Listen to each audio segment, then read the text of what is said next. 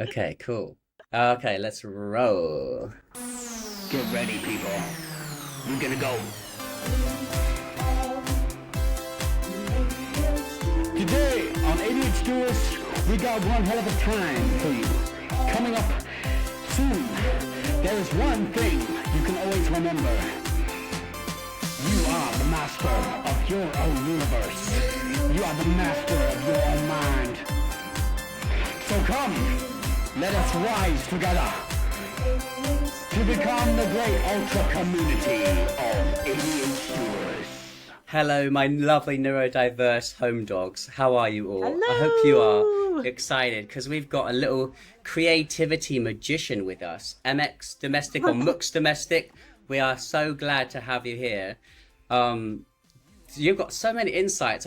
This lovely human is creative and a quilting magician and is vibrant in how to be yourself. And I just really want to share the insights from their beautiful mind with us. So, hey, what's up, Matthew? Uh, I'm super Hello. excited to be here. Honestly, I'm super honored. Like, I love what y'all do, and like, y'all have really helped me so many times. My partner also has ADHD, and they're the ones that told me about y'all's account. And as soon as I started seeing it, it's like, wow, it's like I share it so much. I love it. So whenever y'all wanted to like chat with me, I was like, oh my God, I made Yes. it. It's official. Oh, Yay. wonderful. But it's like also it's like the internet, you find your people. And Oh, I just love that, especially about being neurodivergent and having ADHD and learning that about myself and learning why I click with certain people, why I've done so many different crafts and creative things, all of the things. So I'm so excited and I'm so honored to chat with folks and teach and share what I've learned on my journey and yes. challenges that I've had and like what I've come up with as far as solutions and Yes. That's all what of we're the really things. interested in. Like, we're here to like dig out the insights. Like, I feel like our community represents okay, we have ADHD. Okay, now what do we do? We don't want to just complain about it. How do we move? How do we accept it and move forward and make the most of it? Find our niche. Like, I feel like you've got such a wonderful niche. Like, I feel like with ADHD, one of the core secrets is like you got to find your little corner of the world where you can kick ass at what you do using your unique mind. And I feel like you've got this like you've got creativity coming out of your brain.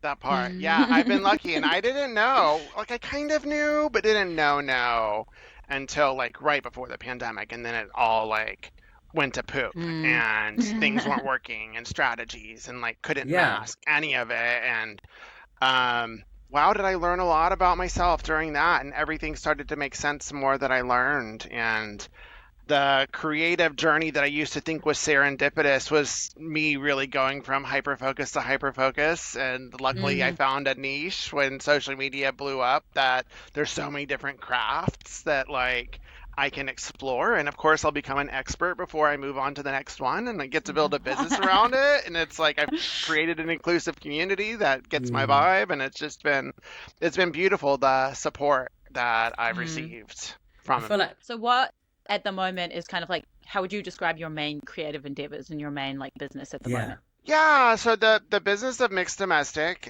formerly Mr. Domestic, for those that might know that version of me, I came out as non-binary last year.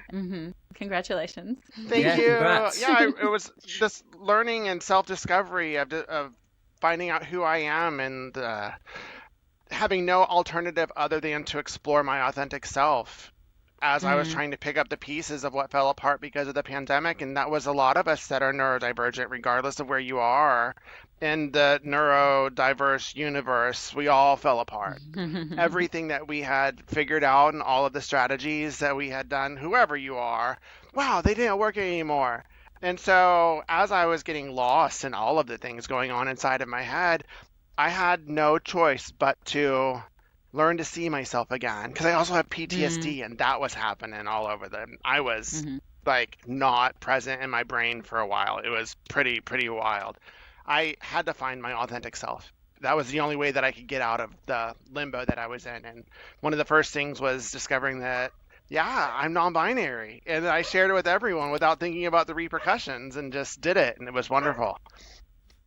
That's one Yeah. thing that really stands out to me is that you're kind of like, I really wanted to ask you about this because like authenticity and you seem to just radiate this your personal uniqueness. I don't feel like you're masked.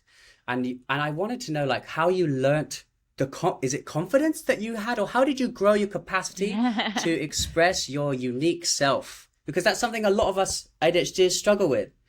That part, and I am so not confident, is Hmm. that so many people perceive me as that, and it's like don't know. I'm the last confident person. I don't find myself worthy of attention. I'm not confident.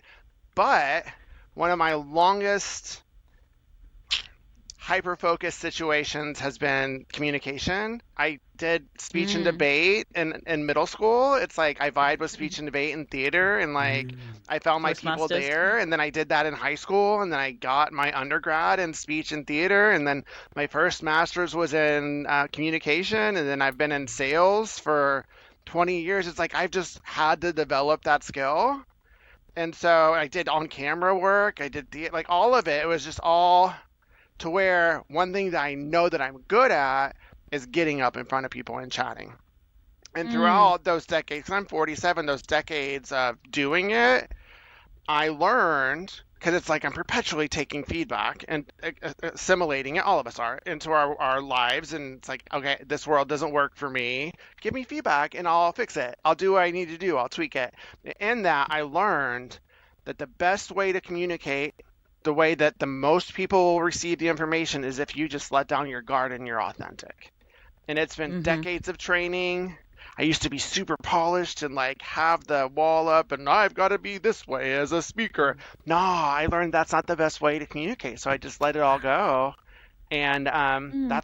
that's who shows up now. So it wasn't really about like confidence or even like authenticity at my core. It was just how can I communicate the best? Because it's like we're all trying to explain ourselves to people who Mm-hmm.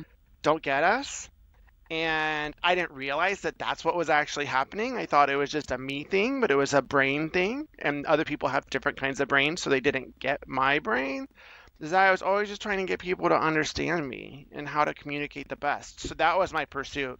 And it wasn't a pursuit of anything other than that. It's to be understood. And I just got the Mm. training behind it. And so now I get to show up as my authentic self. It was kind of the byproduct of that endeavor Mm. was there's no way to communicate authentically unless you become authentic. Yeah, I'm Wow. guessing that reads as like confidence because we we see that you feel more natural in it maybe. And so that's why it appears to be like you seem very confident because you're just being who you are as opposed to like putting on a show, which then I've always felt as well like in that business world when you had to like put on your robot suit and like then I felt the most uncomfortable because I was not like being who I truly was. Right. We spend so much of our time trying to be who we think other people want us to be, or trying to assimilate into a Mm. neurotypical world, trying to just like be normal. I just want nothing more than to be normal and like blend in and all of that. But it's like you can have people when you're fabulous. We're fabulous. We're special. We have superpowers. Like that's Yeah. what's up. And so that's been my journey. I love that people perceive it as confidence. And it's not that confidence in myself. It's just I'm confident in my ability to communicate. Wow. Yeah, So it's yeah. almost like you've practiced your communication to a degree where there's like no narrowing of the bandwidth. It's like it's full. That part. That's Yeah, if I've I done it. try and understand it. Yeah. Wow. Well, Yeah, how I've does it done it. feel to be It like you? it it's it's cool. And I still haven't achieved it. Mm. So it's like it's still a pursuit. I've taken down all the onion layers and I feel like I'm a really good communicator, but I still don't feel like people understand me so many times. Isn't that So just like the neurodivergent experience? It's just like constantly feeling that misunderstood, right? part. Yeah. I can't Yeah. over explain comprehension of the way Yeah. what I'm trying to say. And so that's okay. I found my tribe. I found my Hmm. people. I understand that everyone is having a similar epiphany, and like I have so many followers that have been following me since I started just being a quilter that I clicked with, and they're like, "Oh, that's why I clicked with you. I didn't know. Yeah, me Wow. neither." So it's been Wow. great. I've always done things differently, even the way I explain stuff in my tutorials on my YouTube. I would just do it differently. It's like I'll get all the information, I'll learn what I need to, I'll assimilate it, and then I'll communicate it in a way that makes sense to me. I didn't Mm. realize that that in itself was part of my having ADHD and being on the autism spectrum. I didn't know that. I just thought that's what my brain did, and everyone else's brain does it. And it's like, no, I communicate in a way that people that are similar to us will get, and that's rad. I Mm. love it. It does feel like a different language sometimes, like neurotypical versus neurodiverse. Like sometimes people explain things to me for a long, long period.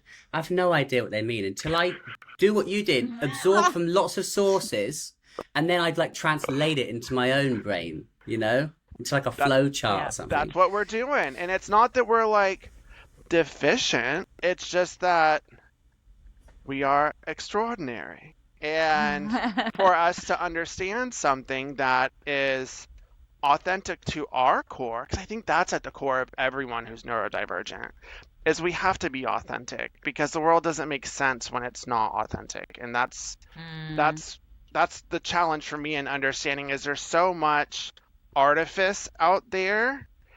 And for me in communicating, I've always had a challenge when someone has a wall up that I've got to get through, and that's most of the Mm. world. That really authenticity is at our core, and it's what makes us special. And for us to have authentic comprehension as opposed to let's pretend like we know what we're talking about and get up and like do the thing, it takes a lot of data points for us to get enough information for us to be able to authentically communicate it and understand it.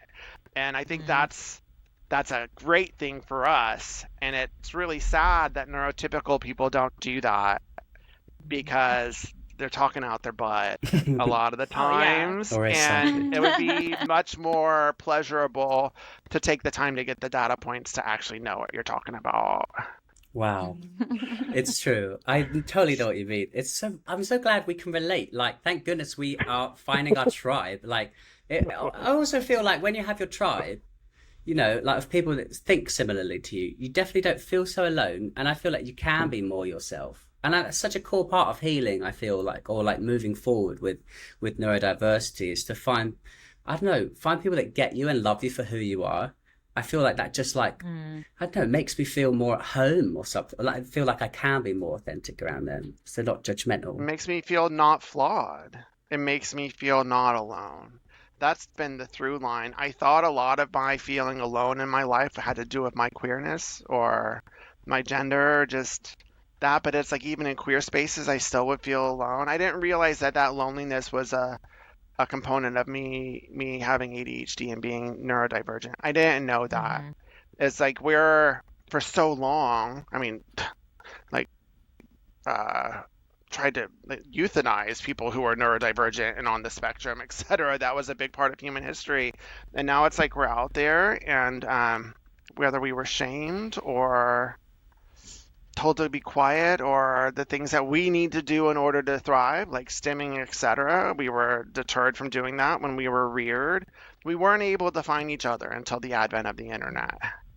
And so now we're all finding each other, and there's so many of us. Yeah. And it's really exciting because we're not going anywhere. Yes. Yeah. Oh man, it's so nice. It's so nice to hear. Like it's so looking back on your story, it sounds like you had a period without ADHD management or like managing your neurodiversity, and then you had the realization, and then you had this period where you've been managing it. And I want to That part. understand like what have been some things along that road that have really helped propel you forward. Yeah. And so, like, the through line in all of my life is I just, whenever I had a routine, my life worked the best. And that's how it was. And I didn't realize that was because that's what my brain needed because it was different. And like, I would be full from morning, noon, and night of things I would be doing everything. I've always been intensely cerebral and intensely creative. So doing both at the same time, I didn't care if I was busy all day. If I was in a routine, I could do it all. And then when I wasn't in a routine, it would fall apart. And I didn't know that. I didn't know that that was ADHD Mm. because My parents didn't give me the support, and I thrived in school. I was able to manage it, and I was lucky, and I had teachers that guided me in the right direction, and like I did And when well. you're So, gifted, you don't learn work ethic. I was explaining that to someone the other day. I was like, I have no work ethic because mm-mm, I was gifted in school, so like I never had to try to do anything. And then that you get into part. adulthood, and you're like, wait, I have to try and like work hard. What? Yep, I just knew things came easy. And then when I needed to understand something, I would hyper focus. And so Mm, I had that ability, and I would just do what I needed to do, and then like hyper study for a whole week, and I would learn the whole semester's worth of stuff. So that was the survival. And then the pandemic fell apart, and I also work in pharmaceuticals, so I have a day job too, and then I do all of this like in my free Whoa. time. Yeah, I know. So there's the whole like cerebral No. creative thing. People don't have that awareness. Yeah, a lot of people don't know that because I don't talk about it. But I'm in HIV pharmaceuticals. It was been my passion to always work in HIV. Like I grew up in the mm, 80s. Like I just mm-hmm, wanted to do that, and it's a good gig. But we didn't know what was happening to me, and a lot of things. I lost a lot of people, like my family, best friend. Just challenge. There's so many reasons for people to get siloed, whatever, like what people are dealing with, the pandemic, masking, politics, etc. And then I was experiencing CPTSD, which I didn't know that I had. I didn't know. I thought that the feelings I would get, which would happen maybe once or twice a year, was just like intuition. I didn't know that it was that, which Hmm. is get out of Dodge or dissociate. I didn't have any idea. So I was doing that all the time. I was getting triggered by so many things. I didn't mm-hmm, know. And the byproduct of that was it would mess with my executive function. It would mess with um, comprehension. I would dissociate for a little bit. I wouldn't be able to focus on like admin things. I just couldn't do it, and I didn't realize that the connection between the two. And that's when I was like, oh, I really do have ADHD. Let me go and get tested and stuff. I had been in therapy for a while. We talked about it, but I was like, I'm managing. It's fine. And my boss at the time didn't support it.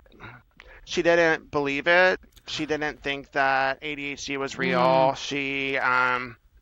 I asked her to do things differently, and it all came down to I needed to be coached differently because the way she was coaching me was causing me to have the opposite impact. So it would be me needing to do paperwork, like for instance, I need you to be perfect at it. And I would be like, oh, that's actually making me not be able to do it at all because I'm never going to be mm-hmm, able to be perfect. So mm-hmm. I wouldn't be able to do it at all.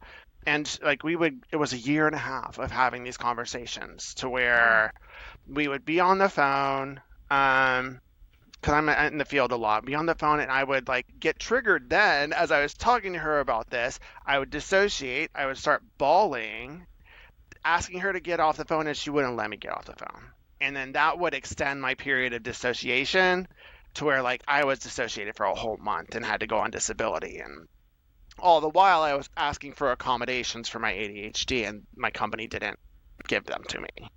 And Mm-hmm, they were super simple accommodations that we came up with before I went on disability. And after 4 months, they still didn't do it. mm, So that was like the worst of it was that it all fell to poop.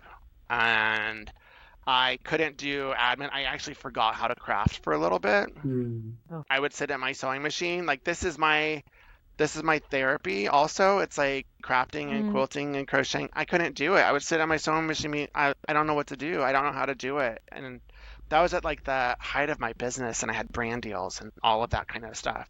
And it was all ADHD. It was all about executive function. It was all about that. And not having a supportive environment, not having a supportive boss, um, not being adequately medicated at the time. I was mm-hmm, actually, when I finally got on Adderall, I was on 5 different psych meds as well because they were just adding stuff. And I was like, yeah, let me just do this. One would do this, one would do that, one would do this, one would do that. And the Adderall helped, but whoa, was I hopped up because I was on all the other things. I was also self medicating with things to one up or one mm, downer. It's like the balance of all of it. And so I learned the hard way what not to do. And I think a lot of us self-medicate. Yeah. Mm-hmm. Yeah. We don't have any idea. I didn't even realize that's what I was doing. But yeah, 3 energy drinks is not a good thing on top of all of that. So that's where I was lost at home, and that's where a lot of the things overlap with the PTSD and the ADHD. Like they were linked. One would mess up the other, and I couldn't function. And I'd always been like able to function really high. Mm. So I lost trust with my therapist and psychiatrist at the time. I realized I was over medicated. My sister, who I was close with, who probably had the same thing, I mean, knowing, yeah, she passed away of an accidental prescription drug overdose. Sorry. Oh. And I was like, I'm not going to let that be my journey. That's not going to be me, because I felt like we were on that, because he was going to add one more medicine whenever I was trying to go on long-term disability. They were like, you're taking off a medicine instead of adding one. So he was like, let me add a seventh.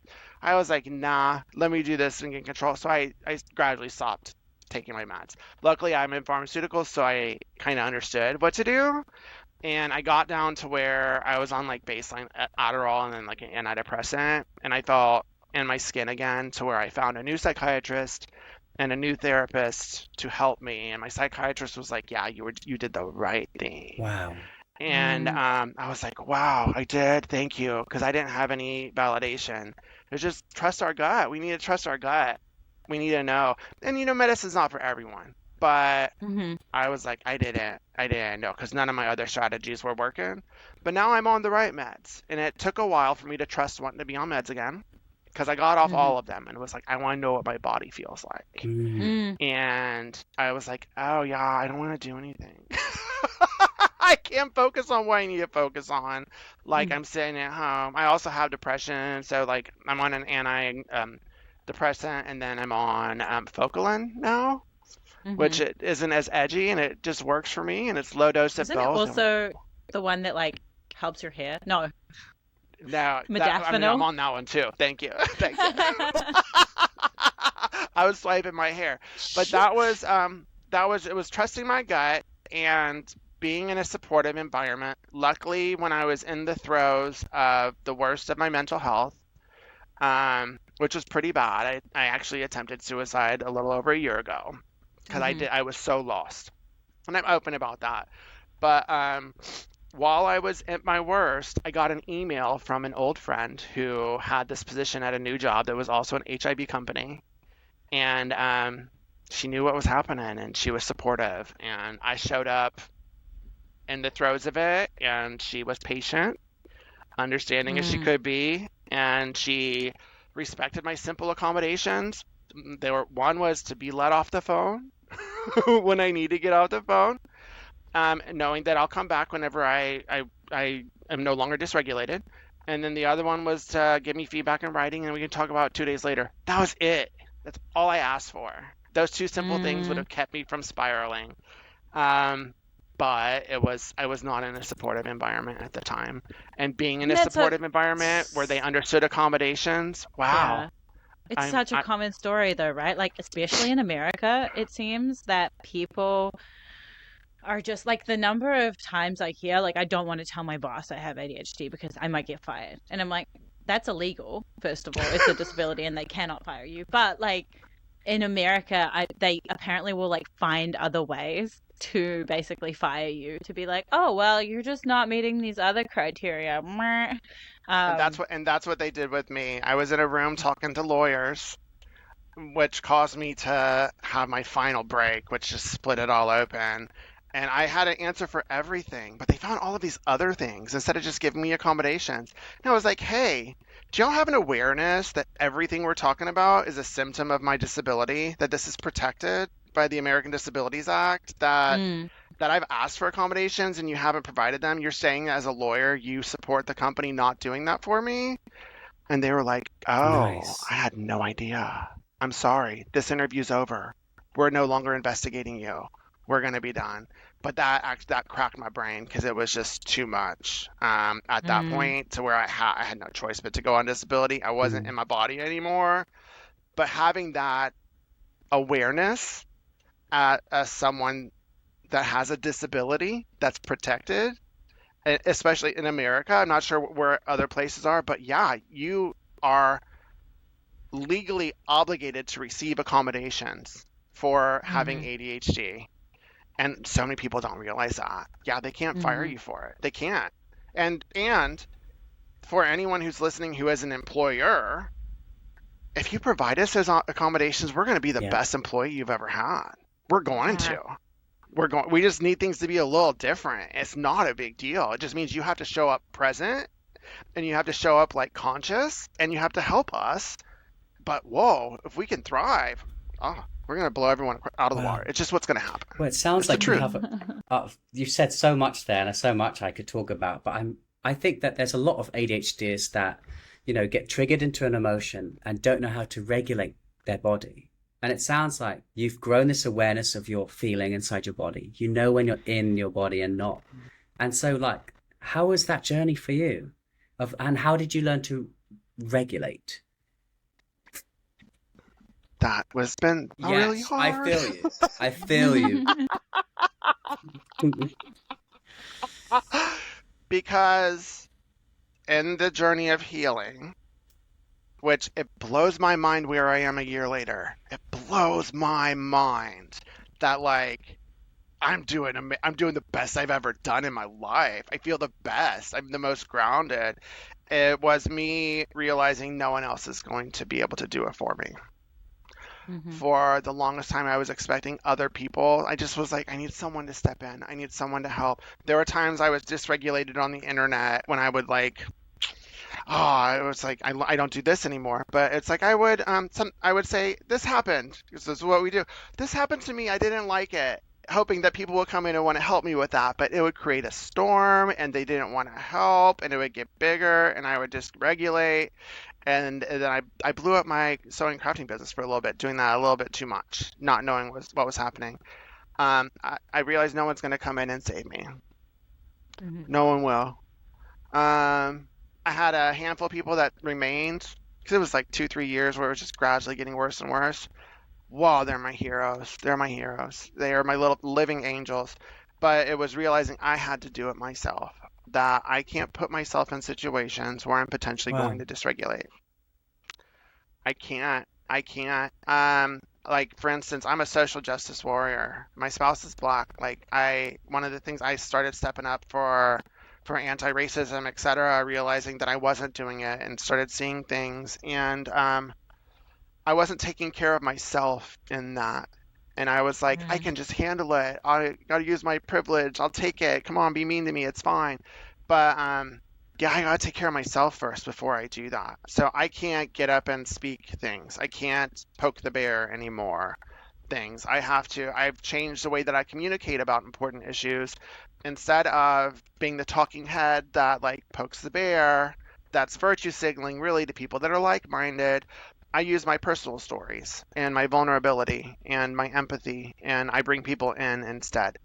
And I find that that's actually a lot more effective than the other way I was doing it, and it doesn't cause as much harm, and it doesn't bring on as much hate. So I'm having to adjust the way that I show up online, because that was a big trigger, because it's hard not to get triggered online anymore. Working on my physical health, I had to. It was like the mind-body links. It's like I had to start doing it. And it was really one day at a time. One of the first things I did when I went on disability was to go to a chiropractor because my body was out of whack. And then that did it. And then I was able to work out a little harder. And then I just started making little choices here and there. And at the same time working on my brain. But a lot of it was not allowing myself to get triggered, so that it didn't happen as often. Because there are things that we all do that we know better. Go into the comment section. I don't read my comments as much, and so I don't check my DMs really. Like if I get on and I start to feel it in my body, I just get off and I log off. Like that is what I do now. Yes. And I didn't do that before, because it's like we're also pulled to, it's like we want to, like, that dopamine. It's the dopamine, right? Yeah. The rush, like you said, the poking the bear is like. But you're listening to your body, and that's what I feel like. I never That did, part. and that's the main You, difference between you my have life to. before and after. As I started to like let that inform my decisions, not run it, but yeah. Your body tells you. Your body Mhm. tells you because we're not going to be able to control all of the Hmm. things that trigger us. We're not. But we can control the ones that we Mm. do, the situations we put ourselves in, and listening to our body, being present, being conscious, and then just it became a habit. It's more of a habit to where I Yeah. started playing video games. I played Zelda, and then I Yes. played another Zelda, and then I played Metroid, and it was that actually pulled me off of Wow. social media. I was like, oh. And then I got in the habit of not going to social media for that dopamine. And it's like, and Mm. then that allowed me to want to Wow. craft again. I was like, oh, I want to craft. Let me go do all of these other things. So it was just finding ways to get Yes. away from those Yes. I toxic love that things. use. What I did was I Oh, smashed my phone yesterday. that'll do it. That The extremes of ADHD management. like 4 or 5 Smash times your a year. Ben phone. knows. You know what? It's great. Literally, like I have the It's worst great luck. you talk about Zelda because I feel like there's a big difference between like I call it open scrolling where there's no point. It's just like filling your brain and that context switching, different comments, different like emotions to feel. All these spikes, all these notifications of like lots of different things, context switching. I feel like with Zelda and I do it with Minecraft, love Minecraft, there's just an open world and there's not really like this distraction or context switching. And I think the context switching is what like messes with our brain, spins us out so hard. So I feel like it does, like even though video games got a bad rap, I feel like it does give you a capability to immersively focus yourself on one thing for a long period rather than context switching for ages. So freaking nice one. Yep. Wow. Yep, that's it. And then there are certain crafts that I can do that get me present. Like there are certain activities, like there's a like straight line quilting is something that I do, or getting crochet. There are things I can do to bring myself back to center that Yes. I started to do again. But really, it's like we Mm. have to take care of ourselves so that we can listen to ourselves, Mhm. so that we're prepared when those things happen that we're not in control of Mate. to get out of it. Wow. That is the Mhm. golden point. I feel like caring for yourself. I had no idea. Like listening to your body. This is a break. I'm so glad that you've found that place for you. Like it's so easy to go on a negative spiral when you have ADHD. Like so much can go wrong. So much can be triggering. You can have a super dysregulated nervous system. Like I Mhm. know that journey. And so like yeah, I think you should be really proud. Really, really proud. Thank you. It's been a journey. I'm real excited at 47 to be where I am because I just want to Mm. live happily ever after now.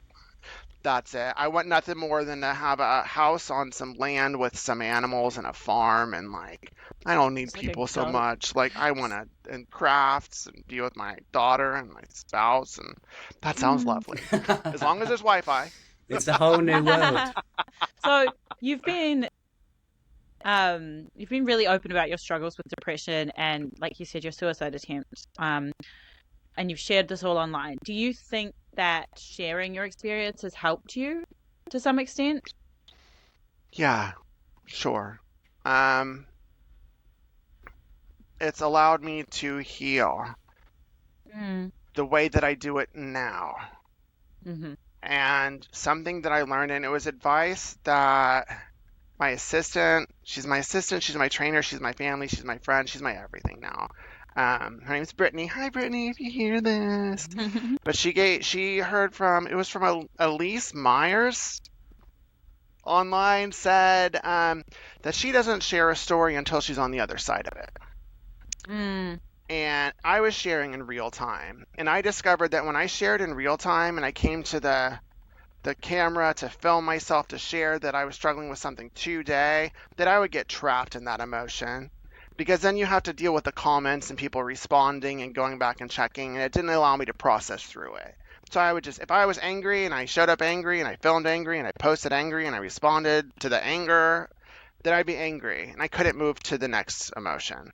So now I wait and I don't allow myself to be triggered into creating content. I Mm. allow myself to heal through the trigger.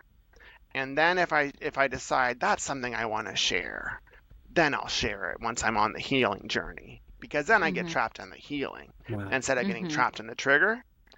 And Yeah. that's been pretty powerful. So what I've learned in that is that if I would have made videos as I was doing it, or made a video, hey everyone, today I tried to end my life and I was unsuccessful and I'm kind of pissed about it, and it's like Yeah. I didn't want to still be doing this is too hard, then I would have been stuck in that. But when I did finally start sharing it, I was healed from it. And so talking about it, I was healing as I was talking and realizing the impact it was having with other people. I Yeah. was like, oh wow, a lot of people are going through this. I didn't When I think realize that it would sharing do that that. you are on the other side shows that it's possible, Yeah. you know? So what is your advice to people who are going through that and are maybe like feeling in that state at the moment, or have been like feeling really depressed and potentially like they might want to end things? Is there something Yeah. that you think you can speak to on that? That feeling will go away.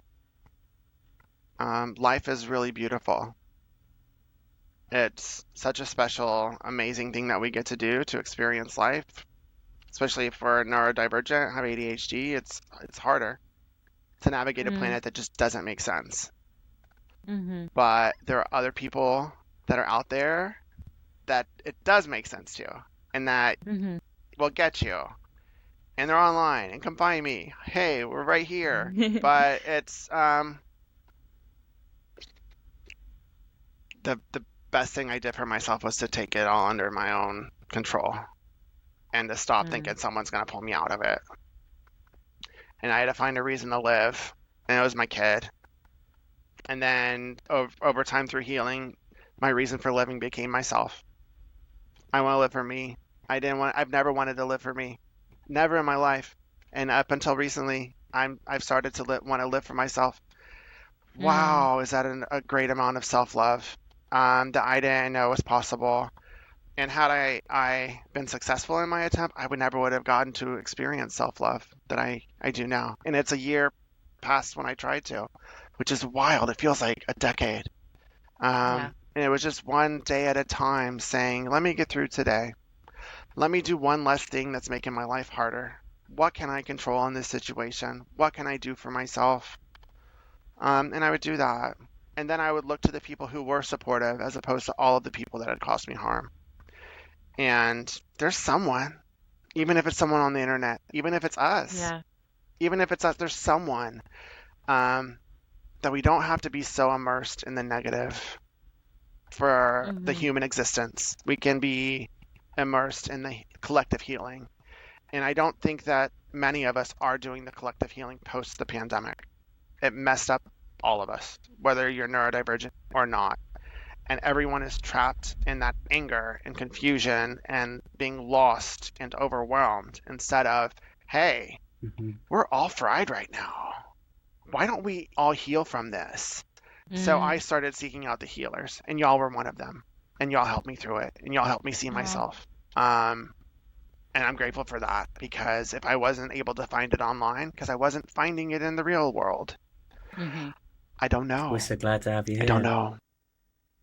Yeah. Thank you. Damn. I'm glad to be Thank here. you. Yeah, thank you so much for speaking about that, because I think it's really important. Neurodivergent people, in particular people with ADHD, are one of the highest groups to die by suicide.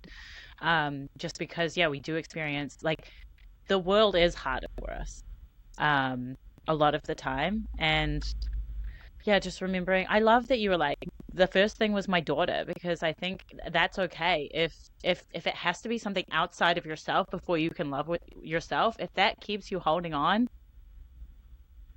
take it. For me, it would probably be my dog, like, who is my daughter, right? You know? Your self-love. Yeah. I Self-love is just really want powerful. to learn more. Like, it sounds like such a powerful self-love that you have developed for yourself. You said you didn't know it was possible. Yeah, and it's all about taking care of yourself. We're not taught to love ourselves. We're not taught to take Mm. care of ourselves. We're not. We're not. And And what's and the learning to take statistic? care of myself. ADHDers Yeah, get like I learned to love 50,000 more myself. negative comments. Yeah. All of it, and then we remember every single one. All of Uh-huh. them live in my head that I've ever heard in my life, and it's overwhelming. I wish all the positive ones did, but they don't. That's just not how it works. So take care of yourself. There's solutions out there. There are resources. There are two humans right now that I'm chatting with that provide Oh. them. Like, like there are things out there to help you take care of yourself because no one Mm. else is Yeah. going to take care of you. And even though we all get each other, each of our experiences is so unique Mm-hmm. that as healing and healed as I am, I can't take care of someone else through their own journey of self-love. I can show and share mine, and I can be there for you and listen and show Mm-hmm. up, Mm-hmm. but I Yeah. can't take care of you. I have to take care of myself because when I don't take care of myself, I could potentially dysregulate, I could potentially dissociate, I could potentially not be here anymore. And I'll Mm-hmm. remember that for the rest of my life I because I gotta want to live. I ask, want to be here. when I first thought of self-love, it was a very uninformed way. I thought it was just like thinking nice thoughts about yourself. And I've learned now that self-love is self-love through actions you take that are like good for your future self. And I want to know, like, have you got some of your Mm-hmm. favorite self-care rituals that like help you nourish yourself and feel more grounded? Yeah, it's when Yes. I get my massages. Mm-hmm. Yes. I I love saw my something the massages. other day that said getting a massage is like as relaxing as I forget what it was, but it was like for ADHDers it was like massive, like the amount of relief that a massage gives Oh, Yeah. you. it just it's like whatever Uh, tension we carry, we don't realize it goes. I do work out. I see my trainer a couple times a week, and then I don't overdo it. It's like I'm doing what I need to, but I am like trying to lift heavy again, so I'm trying to get my max, and I mean it's just Oh, fun. I want to learn how to do the cool. splits. I'm gonna do splits training. Like I want to do that. Why not? Mm. Sewing and crafting really does it for me. Like that's where I go to find my center. This is my happy place. Like my whole room, just so people can visualize, is a rainbow. Everything's in order. It's so organized. colorful. It's my happy place. That's actually why I love crafting and sewing. Is it's something I can do for myself with myself on my own timeline. And for me, I Mm, don't strive for perfection. I have a 95% rule. I strive for a 95% perfection because I feel like the last Yes. 5% could potentially steal Wow. my joy, and I don't want to steal my joy. So, so it's mostly about the process and the enjoyment, and then the product is like the end result or byproduct. And by the time I get there, I'm like, whatever. Did I have a great time? Yeah, I did. Like it was amazing. mm, And so, spending time with people that I care about and love, like consciously making time as much as I want to talk myself out of it, like doing hmm. it, opening up to people who potentially feel safe because a lot of people don't. But when someone does, just going for it, yearning Mm, for the in real life human connection again, getting off of social media, not all together, but like there's a life to experience outside of social media, and for a mm, while my ego and identity was way too involved in the social media experience, feeling like I needed to be there for everyone else and that I needed to continually have growth drivers and strategies to continue growing. And it's like, wow, I'm active on Facebook, YouTube, TikTok. It's a lot. Like it just became so big, but it was all consuming. But really finding ways to be present is the biggest thing. Whatever it is hmm. for you, be present because we're not. Multitasking is a lie. It's not real. You can try. We all have to do it. We stim. Like that's a different situation. But yearning for presence, even if it's 5 seconds of presence, to where you just reconnect with like having your feet on the ground instead of being in your head, and then maybe extend it to 10 seconds and maybe extend it to 20 seconds. Just finding moments like that throughout the day saves me. And I have activities that do that for me. Mm. Come find me on the interweb. I'm a sewing and crafting expert. Like I've got tutorials. Like I'll take you there. Like it's amazing. But all of that, that's what it's It's about finding those actions to take care of yourself and to love yourself. And it's not about like, wow, I look foxy today, which could be something, but it's about what can I do to take care of myself tomorrow? Because I, Mhm. more than anything, want to live, finally, Mm, finally, for I love me. that. And I want to live as many years as possible. And no one else is going to do the things that it's going to take for me to do that other than That is myself. such it's a crazy lesson to learn Mhm. because I think we It's hard. You don't have to when we're wait till you're always 47 to learn it. co-regulating from external sources, which is what we do before we start managing our ADHD. You know, we numb with addictions. I do too. We numb in all Yep. sorts of ways. We get other people to regulate our nervous systems for us. But it sounds like you've realized this and that you know, okay, I'm gonna like listen to my feet on the ground for 10 seconds. I'm gonna do those things I love that remind me to stay in my body. I'm gonna reconnect my mind with my body through massage. Like I just feel like that difference, it seems like such a small difference, but it's enormous over the trajectory of a life, you know, and over a year. And that's also the purpose of living. Like it's what this experience of life is about. It's about those connections we make with ourselves. Mm. Um, You Yeah. spend the most time with yourself. yeah, I mean this is our life. It's our life. It's not about what other people feel about our life. It's our life to live. Um, and if authenticity makes the most sense for us as an experience, then why not do that for yourself and live your own authentic life and authentically do things that make sense to you and resonate and make you happy as opposed to make you like riled up. I mean, we can only control what we can control, but controlling those controllables make all the difference. Even if it's five And that does minutes, take good makes all of the communication difference. skills, like boundaries, for example. At like maintaining that fence. Yeah, you want to talk about boundaries, please. Boundaries is everything. Boundaries boundaries are hard. As a Mm. perpetual people pleaser my entire life, that's how I've navigated. That was my mask, was the I will entertain you, I will make you laugh, I will get you to like me. I've been doing that since I was 3. And I was brought up in an abusive situation. It was horrible, horrible.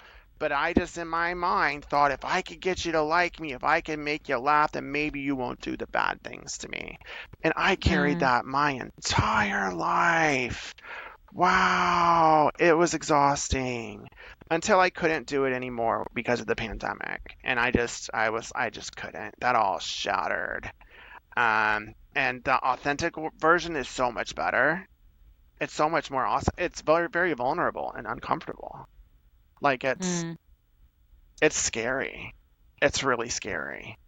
And even now that I'm working in my day job, I had to develop a new mask Mm. for that, which is more authentic than my old one.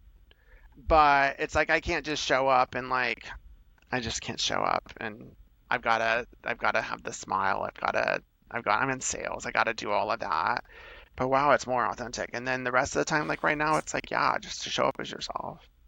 But the boundaries for that, which is what we were chatting about, um, are the most important aspect. Stop stopping people pleasing was really hard. Mhm. I don't think I'll ever not care what people think about me, but I'm learning to care about whether the right people like me or not.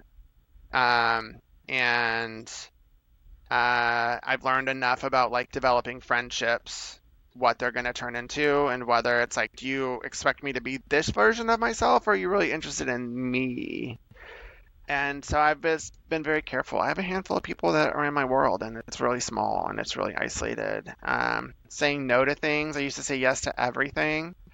I thought being asked to do something online or a brand deal or a collaboration was like affirmation and it like hit the dopamine. I was like, oh my God, I'm liked. What?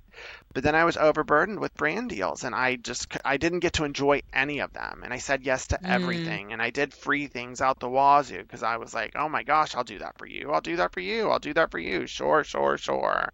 And then it came to where I was like, I didn't realize I was being exploited like I was because I didn't have Hmm. time to like process it all. And then that So feeds into the dysregulation because you're overwhelmed, right? that part, and then I would get, I basically, for 2 years of when it was Mr. Domestic, before it was Mixed Domestic, was in a hyper focused, elated state doing stuff. Because most people didn't know that I also had a day job where I was working. So it's like I was doing all of it in my free time, making 3 or 4 new projects a week for people. And I was just go, go, go, go, go, go, go, go, go, go, go. So that's where it's like say no. Please yourself instead of other people. Um, but the boundaries are the big part, learning that other people Mm. didn't have my best interest at heart. They had Mm-hmm. their best interest at heart. Everyone has their best interest at heart, especially neurotypical people. I didn't know that because I never have had my best interest at heart. I've always spent all of my time considering everyone else and then thinking about the potential impact on everyone else that I never considered my best interest. I assumed since I was considering everyone else, they were also considering me. But Mm. that's not the truth when it comes to neurotypical people. Neurodivergent people, sure, yeah. We have no other means of understanding the world but to consider everyone else. But we all need to take care of ourselves. And so that was a hard lesson, is that I had to look out for my best interests, which didn't mean I was exploitative, which is what neurotypical people do. It was I needed to think a couple steps ahead. If I do this, what's the impact on my spirit? What's the impact on my community? What kind of backlash am I going to get? How am I Mm. going to feel a month later having spent energy doing that, knowing the quality that I'll do? Um, and that thinking things through like that, giving my spell like that's allowed me to have boundaries a lot easier to where I can be like, yeah, nah. I don't say yes right away. I'm like, I need to think about it. So you, yeah, I was gonna say That's you ask for amazing. time to think about it before you just say yes straight away. Because I think for a lot of people, they're like, oh, I can't just say no, but you can say, can I think on it?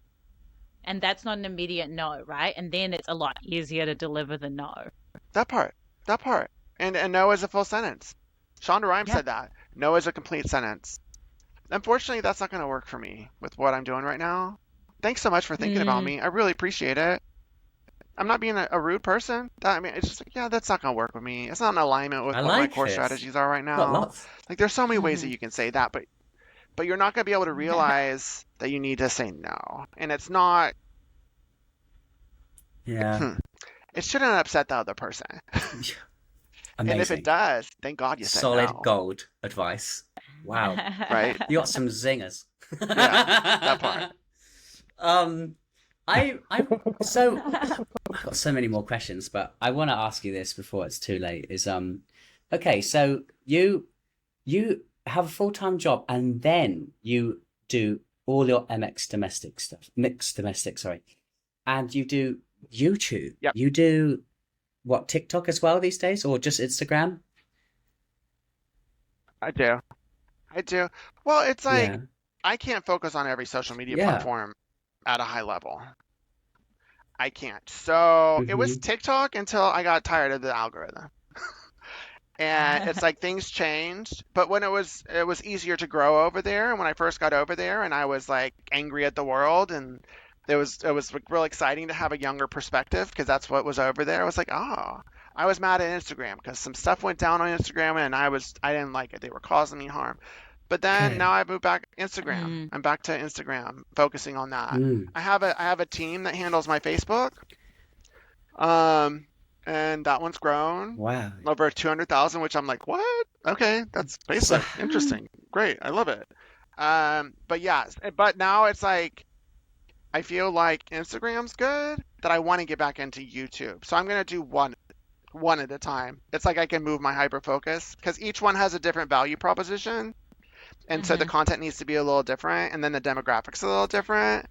So that's how I manage that. I tried to outsource like Yeah. people helping me make Like, videos and how stuff. do I you do can't do it that. Like it yourself? just Because it's like I make they don't get videos what and I it's so do. much work. Like Yeah. how do you have a strategy to like manage your time for this things, or do you just do one at a time and flow? I mean, a lot of it are short form videos now. So that's just what I'm in the habit of doing. And they perform better in Reels than they do over on the TikTok right now. Except there's a weird I did a unboxing of some pride yarn and it's going viral on TikTok. And I'm like, that makes no sense. Okay, that's great. Whatever. Yeah. Like, that's always how it is. It's TikTok's the pretty weirdest gay. videos. It's the weirdest videos. It makes no sense. And I'm like, at least that one's crafting. Unless I wanted to poke the bear. The poke the bear videos do great Yeah. over there. I don't want to poke the bear, so y'all gonna have to deal with my unboxing videos. And if that wants to go viral, that's great. But yeah, so how do I manage it? It's just I'm doing it slowly because I don't want to get back Burnout. to being hyper fixated, hyper focused, burned out. Yeah. I need to make sure that I can take care of myself in all of it. And I'm slowly rebuilding the Mx.Domestic brand because I kind of tore Mr. Domestic down as I was learning my authentic self and realizing how many people were causing me harm, and that perhaps those people who I spent the most time entertaining and teaching weren't there for me as a human. They just wanted to take, and they wanted me to compartmentalize like my queerness or my gender. That like I'm gonna be me. Y'all aren't gonna tell me not to be authentic. I show up. This is my world. Y'all are in my house. I'm gonna be me. So I'm rebuilding it slowly. And like I was a fabric designer. I designed like 6, 7 collections. I just reached out to a fabric company today that I want to partner with, asking if I can join them. And I now it's like my brain started clicking about all these collections I want to design, and I'm going where my heart needs it to go, slowly, one thing at a time. Um, that's it. That's all. That's how I do it. Is that yeah? It seems like it's a lot, and then on social media, repost those old content, repost your old stuff. I do that whenever and I don't post as much as I used to, maybe a few times a week as opposed to multiple times a day like I used to. But that's it. It looks like it's a lot, but like if it's the first time most Mm. people see it, then it's the first time I made Mm. that video. They don't have any idea. And I alternate. So it's about being intentional. Would you like Mixed Domestic to be your main thing and to not need another job, or do you also enjoy the work that you do related to HIV stuff? Regardless of whether I work in HIV, I've always volunteered. I've always been in some capacity working with the community since 1994, which was the year I graduated high school. And I was able to make those decisions for myself. And I went out and I did it, even though my parents didn't want me to. They didn't want me to do a lot of stuff. But I was like, I'm sorry, I'm queer. Sorry, like I'm this. That's like, yeah. I went and did that. So it's not vital for me to work for my income as long as I'm helping the community. I made a promise to a lot of friends that passed in my spirit, in my heart, that I wanted to be in this till the cure came out. If I can do that and get paid for it, cool. But I feel like the potential impact of Mixed Domestic and the value of that, I can help even the HIV community in a big way. I've done fundraisers that the potential impact is much bigger. And this was all about me just trying to find a place to put my sewing videos when I was making pictures at the time, making clothes for my daughter when she was 1.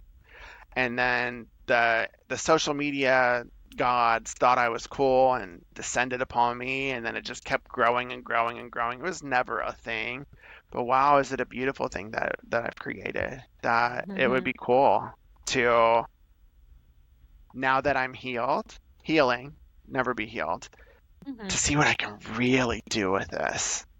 on my terms. That would be really, really cool. To not ever have to worry, like let's say I change bosses or something, that one day I'll have a boss that doesn't support my Mm. ADHD or disability and it's not supportive. That will think that if I dysregulate on occasion that I'm confrontational, when as Mhm. opposed to, no, that's my disability. I'm sorry. I'm going to work on things to make sure it doesn't happen again. Um, I'm just lucky right now, so it's easy to say, oh, I would love to do it all. But if I can control that for myself, Yeah. oh my gosh, that would be amazing. I would love that. I would love that. That would be the thing. So no, if anyone from our job is listening to this, I love y'all. I'm not trying to quit or nothing. I love our mission, but y'all need to also Yeah. make sure you always support I me, give me my accommodations when I need them, and I will stick around. Otherwise, Because Matthew be out.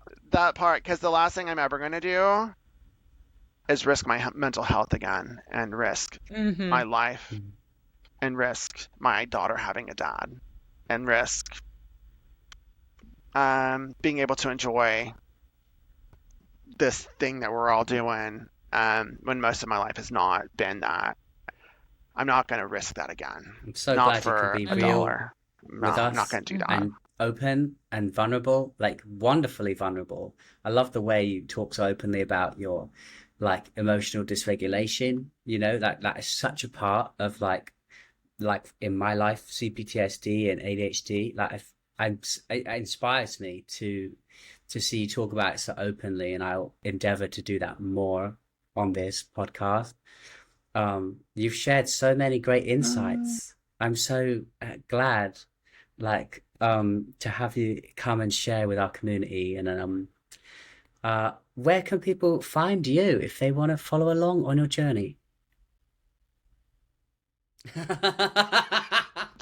Don't come find me at my house. That would be Oh. weird.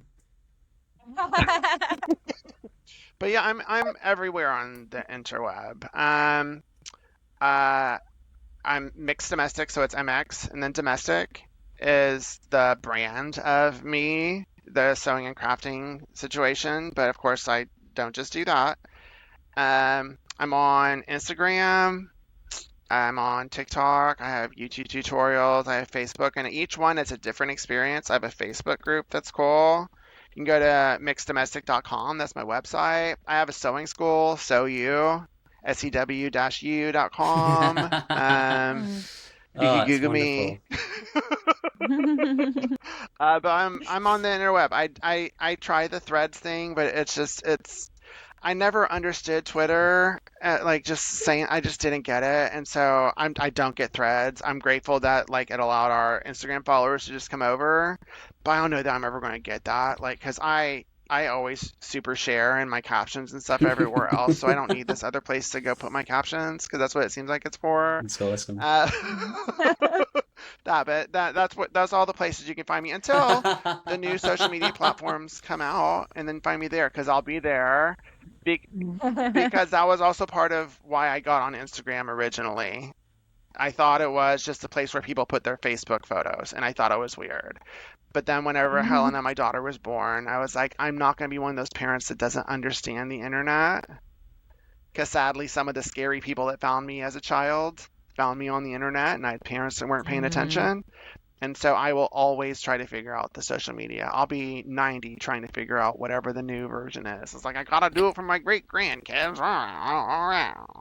That. So On the splits. yeah, just Oh, find me. Find me everywhere. yeah. I will Oh be my doing the gosh. splits by I then. am looking forward to that. Oh, wow. Matthew, it's been an absolute pleasure. We're so glad to have you here and sharing your beautiful honesty, vulnerability, and fabulous realness.